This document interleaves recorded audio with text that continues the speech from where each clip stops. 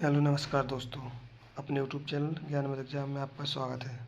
तो दोस्तों देखते हैं जो 17-18 फरवरी के शिफ्ट में जो मानसिक अभिरुचि के क्वेश्चन पूछे गए थे वही क्वेश्चन जो पूछे गए थे वही ज़्यादा प्रॉब्लम उसी क्वेश्चन को दी रीजनिंग में। तो दोस्तों देखते हैं मानसिक अभिरुचि के वही क्वेश्चन देखेंगे जो करीबन 10, 11, 12, 13 के समथिंग पूछे गए क्वेश्चन। 12, 13, 12 या 10, 12 क्वेश्चन के समथिंग पूछे गए हर चारों शिफ्ट में। तो दोस्तों देखते हैं मानसिक अभिरुचि के कुछ क्वेश्चन व्याख्या समेत, जितने प्रश्न हैं पूरे प्रश्नों की व्याख्या समेत और अच्छे तरीके से देखते हैं उसको। तो स्टार्ट करते हैं। दोस्तों वीडियो को लाइक करना और शेयर करना, अगर वीडियो अच्छा लगे तो एंड तक देखना वीडियो। तो पहला क्वेश्चन आपके सामने, पहला क्वेश्चन है आप एक पुलिस अधिकारी के रूप में तैनात हैं। एक स्थानीय मेले में उत्तेजित भीड़ एक किशोर आप एक पुलिस अधिकारी के रूप में तैनात हैं। एक स्थानीय मेले में उत्तेजित भीड़ एक किशोर पर चोरी का आरोप लगाती है और मॉब में लीचिंग का प्रयास करती है। तो इसमें आप क्या समझेंगे? तो देखते हैं ऑप्शन ए है, यदि पर्याप्त सबूत उपलब्ध हैं तो भीड़ को आरोपी को दंडित करने देना चाहिए। ऑप्शन नंबर 2, दबाव डालकर आरोपी से जुर्म कबूल करवाना चाहिए। ऑप्शन नंबर सी, निष्पक्ष सुनवाई सुनिश्चित करने के लिए किशोर को बचाना चाहिए और भीड़ को तितर बितर करना चाहिए। ऑप्शन नंबर डी, पूछताछ के लिए आरोपी को गिरफ्तार करने के लिए बल का प्रयोग करना चाहिए। तो आपका ऑप्शन नंबर होगा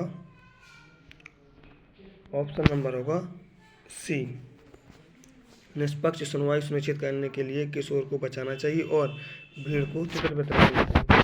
तो ऑप्शन नंबर होगा सी। इसको देखते हैं अब व्याख्या समेत,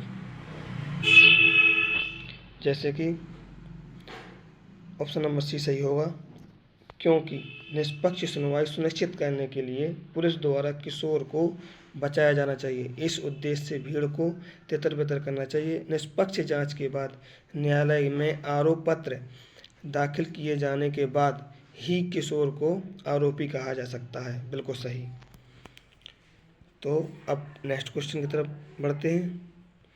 क्वेश्चन नंबर 2, जैसे कि आप एक पुलिस अधिकारी के रूप में तैनात हैं। एटीएम पर कार्ड क्लोनिंग के और मामलों को रोकने के लिए आपको क्या करना चाहिए? ऑप्शन नंबर 1 होगा, कार्यप्रणाली को समझने के लिए कार्ड क्लोनिंग मशीन प्रोटोटाइप खरीदने चाहिए। ऑप्शन नंबर बी, संदिग्ध सहयोगियों की पहचान करने के लिए सभी एटीएम में एक पर्यवेक्षक रखनी चाहिए। ऑप्शन नंबर सी, विसंगतियों के लिए एटीएम मशीन एक्सेस लॉग की जांच करनी चाहिए। ऑप्शन नंबर डी, क्षेत्राधिकारी में सभी एटीएम को अस्थायी रूप से बंद करना चाहिए। तो आपका ऑप्शन नंबर होगा सी, विसंगतियों के लिए एटीएम मशीन एक्सेस लॉग की जांच करनी चाहिए। अब देखते हैं व्याख्या समेत।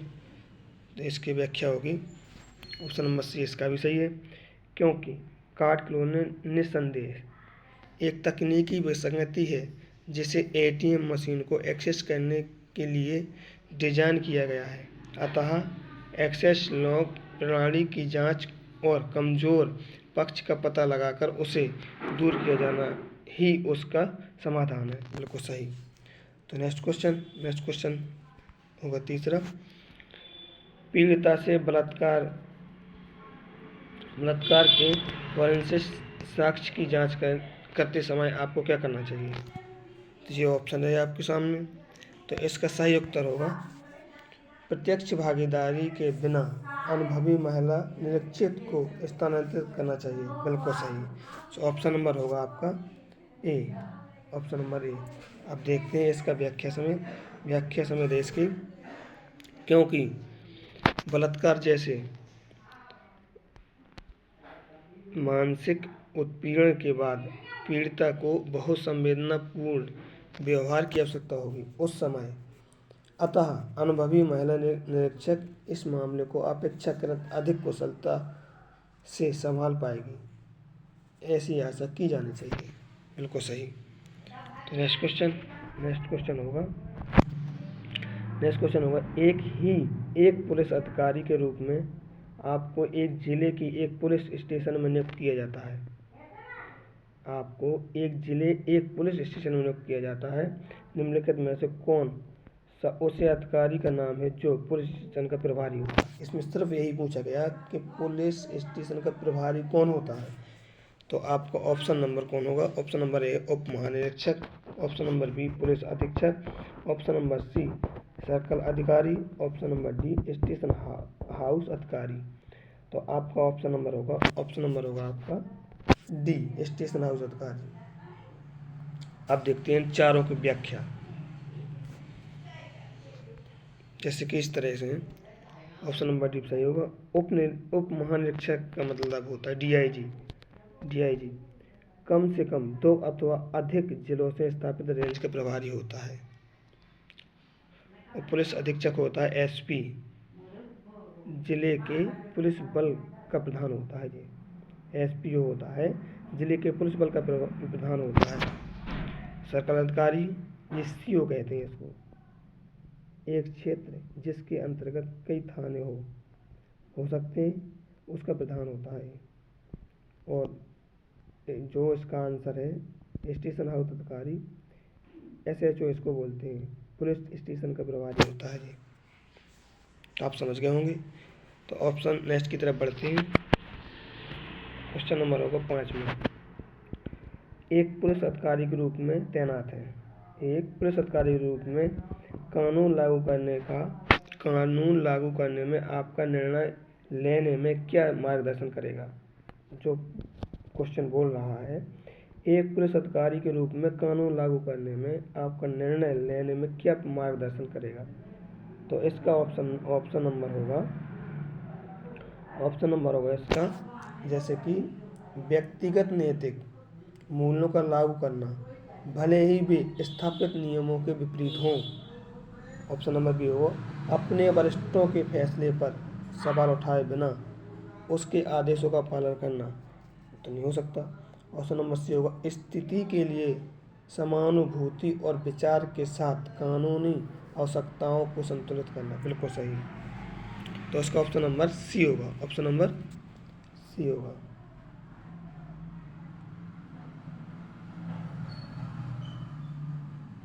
अब इसको देखते हैं व्याख्या समय। ऑप्शन नंबर सी सही है इसका, क्योंकि एक अच्छा कानून वही माना जाता है जिसकी स्वीकार्यता है इसके विषय में जान समुदाय बिना किसी भेदभाव की शिकायत में अपने परिस्थिति के लिए कानून की उपयोगिता के लिए विषय में एक समान अनुभूति रख सके। इस कानून की आवश्यकता और जनता की स्वीकार्यता का संतुलन ही उसे स्थायित्व प्रदान करता है। बिल्कुल सही। नेक्स्ट क्वेश्चन की तरफ बढ़ते हैं। नेक्स्ट क्वेश्चन होगा 6वां। राष्ट्रपति आतंकी अभियान के चरम चरण में आपको पता चलता है कि आपके एकमात्र अभिभावक दुर्बलता स्ट्रोक से पीड़ित हुए हैं। तो आप क्या समझते हैं इसमें? तो इसमें समझते हैं। पहला क्वेश्चन देखते हैं। अभिभावक को संभालने की भाई बहनों की अपेक्षा करते हुए एक ही तरफ ध्यान केंद्रित करना चाहिए। अभिभावक को संभालने की भाई बहनों से अपेक्षा करते हुए एक ही तरफ ध्यान केंद्रित करना चाहिए। हाँ सही हो सकता है। ऑप्शन नंबर बी होगा मिशन पूरा होने तक ध्यान भटकाने से बचते हुए समाचार छुपाने चाहिए। नहीं, ये तो बिल्कुल सरासर गलत है। ऑप्स नेतृत्व के बिना कुछ क्षेत्रों को दूरस्थ रूप से समन्वय करना चाहिए। नहीं। पारिवारिक प्राथमिकता के लिए निपुण डिप्टी को भागदौड़ सौंपनी चाहिए। नहीं। ऑप्शन नंबर इसका होगा ए सही होगा। इसका ऑप्शन नंबर ए। अभिभावकों को संभालने की भाई बहनों से अपेक्षा करते हुए एक ही तरफ ध्यान केंद्रित करना चाहिए। बिल्कुल सही। अब उसको व्याख्या समय देखते हैं। ऑप्शन नंबर ए सही है, क्योंकि राष्ट्रव्यापी आतंकी अभियान वह भी अपने अंतिम चरण में हो तो उसके नेतृत्वकर्ता के रूप में आपसे कर्तव्यपरायणता, दृढ़ता एवं व्यवहारिकता की आशा की जाती है। ऐसे में आपका ध्यान केंद्रित होना चाहिए। साथ ही यह समझना भी आवश्यक है कि अभिभावक जो बुजुर्ग होंगे को दुर्बलता, स्ट्रोक आना आयु वृद्धि से संबंधित एक समस्या है जिसके लिए भेदभाव किया जाना चाहिए। ऐसे में परिवार के अन्य सदस्यों को निर्देश किए जा सकते हैं। बिल्कुल सही। नेक्स्ट क्वेश्चन की तरफ बढ़ते हैं। क्वेश्चन नंबर 7, एक पुलिस अधिकारी के रूप में तैनात है। ठीक है, एक पुलिस अधिकारी के रूप में कुछ धार्मिक रीति रिवाज पूजा स्थलों में महिलाओं के प्रवेश पर सर्वोच्च न्यायालय के निर्देशों का उल्लंघन करते हैं। तो आप क्या समझते हैं इसमें? तो देखते हैं। वो नहीं, ऐसे नहीं। ऑप्शन नंबर डी होगा, यदि आवश्यक हो तो विरोधी समूह को हटाकर निर्देश लागू रहने चाहिए। बिल्कुल सही। इसका ऑप्शन नंबर होगा डी। ऑप्शन नंबर डी बिल्कुल सही। व्याख्या देखते हैं इसकी हम।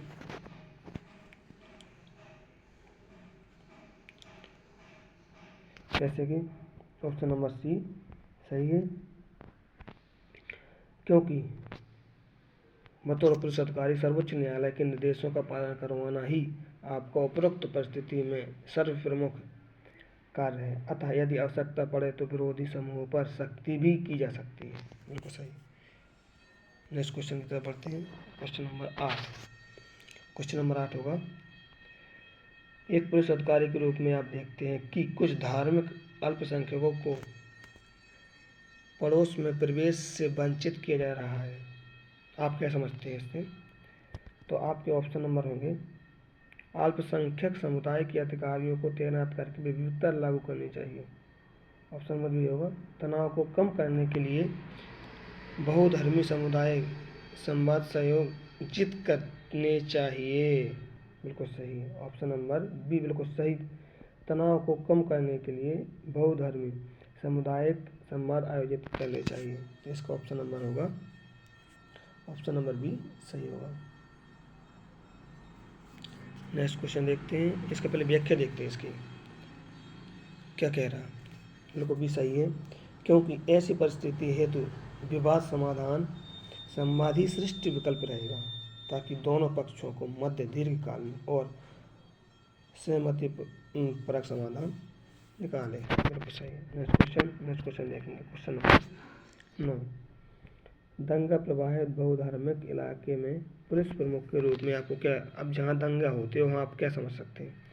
तो ऑप्शन नंबर ए होगा, संवाद के माध्यम से समूहों में सामंजस्य स्थापित करने के लिए बड़ों को शामिल करना चाहिए। नहीं, ऐसा तो हो ही नहीं सकता। ऑप्शन नंबर बी होगा, सामुदायिक सीमा लांघने वाले उपद्रवियों पर सख्त कार्रवाई करनी चाहिए।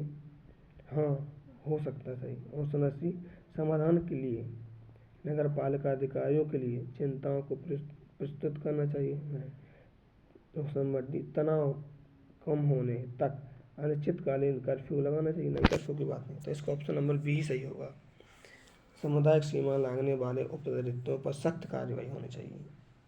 ऑप्शन नंबर बी बिल्कुल सही होगा। नेक्स्ट, अब इसका पहले व्याख्या देखते हैं। थोड़ी सी व्याख्या है। ऑप्शन नंबर बी सही है इसका, और क्योंकि पुलिस प्रमुख को सामुदायिक सीमा लांघने वालों पर सख्त कार्रवाई करनी चाहिए। बिल्कुल सही। जो सीमा लांघते, जो अब दंगों में उतरते हैं, उसके ऊपर कार्रवाई करनी चाहिए।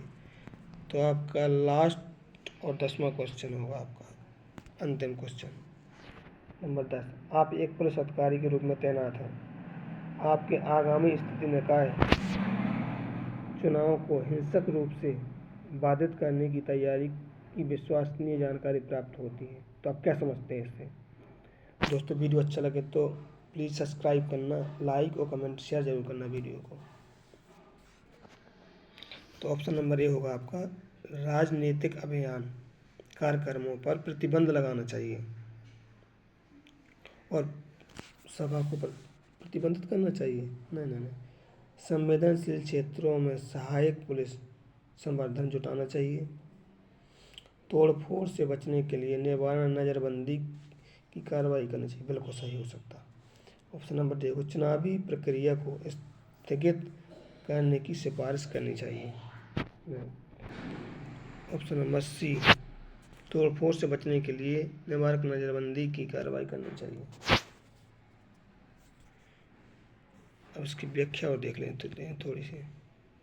ऑप्शन नंबर सी इसका सही है, क्योंकि विश्वसनीय जानकारी के आधार पर निवारक नज़रबंदी की कार्रवाई की जानी चाहिए ताकि तोड़फोड़ से बचा जा सके। इस तरह की परिस्थितियों में होने वाली संभावित क्षति अथवा कानून के उल्लंघन आदि से रक्षार्थ ही निवारक नज़रबंदी की कार्रवाई आवश्यकता पड़ने पर पुलिस द्वारा की जा सकती है। बिल्कुल सही। तो दोस्तों, ये था आपका लास्ट क्वेश्चन, और ये जो था, जो सभी क्वेश्चन थे, ये सभी क्वेश्चन शिफ्ट नंबर जो 17 और 18 को पेपर हूँ उसके दिनांक 17 फरवरी की फर्स्ट शिफ्ट का जो सॉल्यूशन इसका थे, मानसिक अभिरुचि के क्वेश्चन करीबन 10-12 क्वेश्चन थे।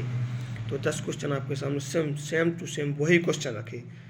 तो देखना दोस्तों, आगे आने की बहुत संभावना है, जो कि 23, 24, 25 और 30-31 तारीख को जो एग्ज़ाम होना है अप्रैल में, उसी के लिए बहुत आवश्यकता है इसकी पढ़ने के लिए। तो दोस्तों, वीडियो अच्छा लगे तो सब्सक्राइब करना। जय हिंद, जय भारत, भारत माता की जय, राधे राधे।